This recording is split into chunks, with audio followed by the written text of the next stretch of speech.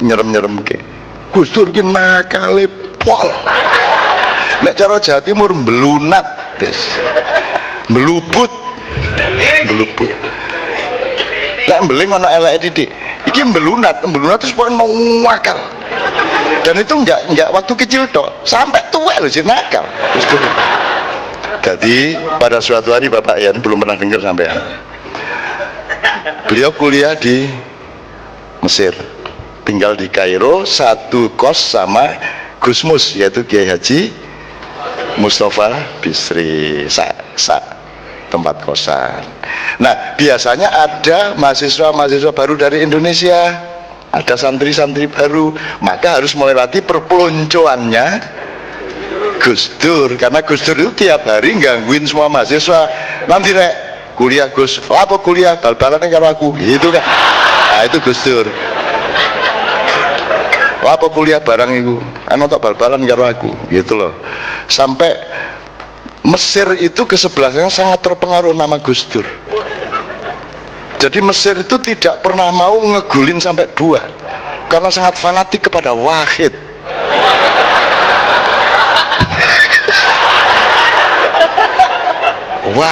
Wahid satu. Wah beneran nih gue karanganku.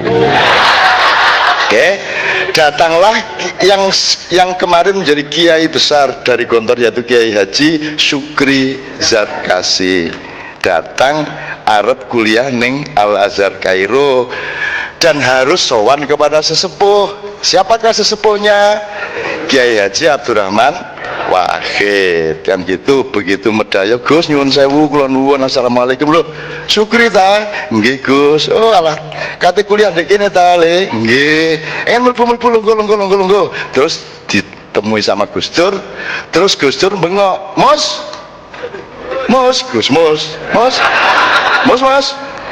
godhongnya wedan Mus, iki anak daya iki lho. Oh nggih, tuh kan, tes Gus Mus bikin kopi godhog wedan, gitu kan. Terus sambil Gus Mus godhog wedan di dapur, Gus Dur marani njupuk gelas untuk kopinya nanti. Terus ndek ngarepe Sugri, ya apa Gontor kabari, gitu kan. Terus Gus Dur iku ngelapi gelasnya nganggo celana dalam. Mbuh njupuk ndek endi. Dadi ngene iki, shit. Ya apa kabare Gontor?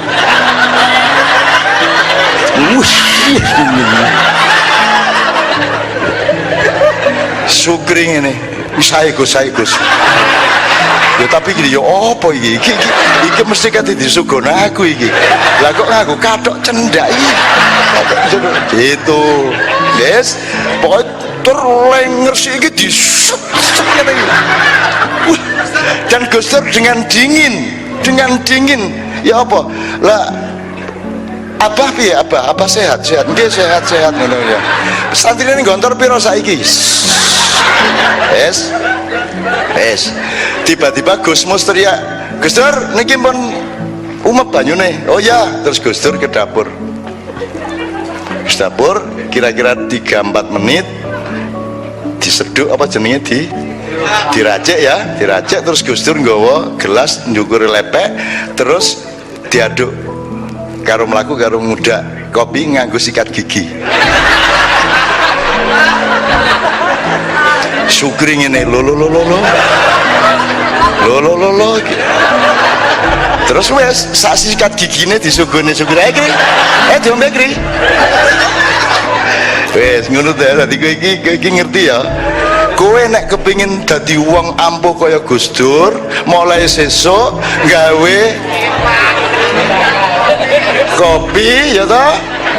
Golek sempakmu sing wis lawas, dinggo ngresiki gelasmu, ngono ya. Iki sejare Mbak Alisa tadi, sing kok tiru ilmune, sing kok tiru mutune, aja kebiasaane. Engko sing kok tiru kathok cendake, sing kok tiru sempake, sing kok tiru sikat gigine. Wong Gus Dur iki dipecat karo MPR metu istana kathokan cendak kemul sarung kok. Kemulan sarung ngene iki. Terus Wong sedih kabeh ndelok Gus Dur, ya Allah, Gus Dur ya Allah, gak tega aku, Gus Dur katokan di istana loh.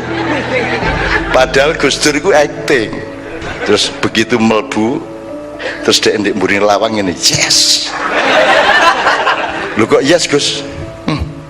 Maca sejarah dari Kaisar Konstantin sampai Presiden Perdana Menteri India, Ratu Mojopahit, Ratu Sima Sriwijaya, ono ta sing wani ndek kratone ndek istanane katokan cendak.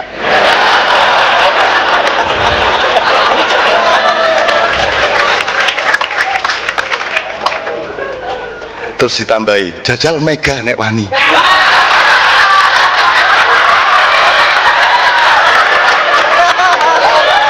Ditambahanku dhewe. Nyuwun ngapunten, ayo jenenge guyon oke ya. Oke, bismillah. Setelah itu beliau akan mengeluarkan juga. Mudah-mudahan ini kemesraan loh ya. Kalau nanti keluar di YouTube, di ojo terus dipotong-potong sehingga gak ya. Kalau Anda ingin merasakan nikmatnya kehidupan, datang ke Ma'ian, datang ke acara seperti ini. Ya.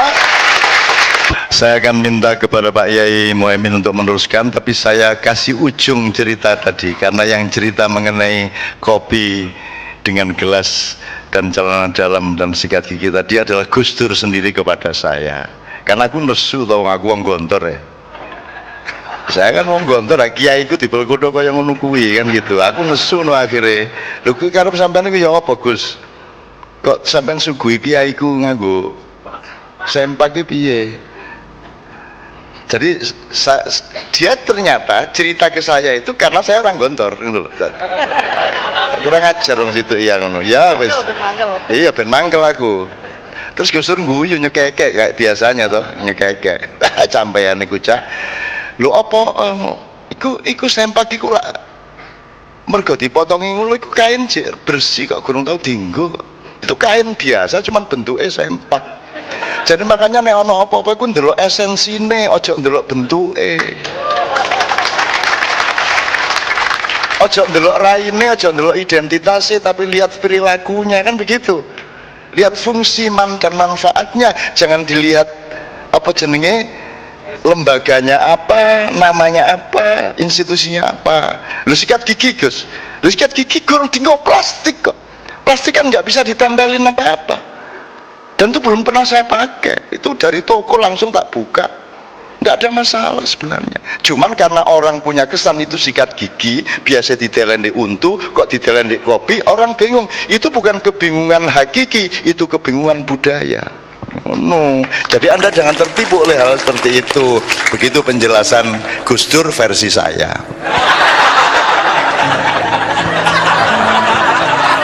Loh, enggak, ilmunya memang begitu toh. Saya pasti tidak ingat atau enggak ngerekam. Jawaban Gus Dur pasti tidak persis kalimatnya seperti itu, tapi intinya seperti itu. Sama dengan hadis Nabi.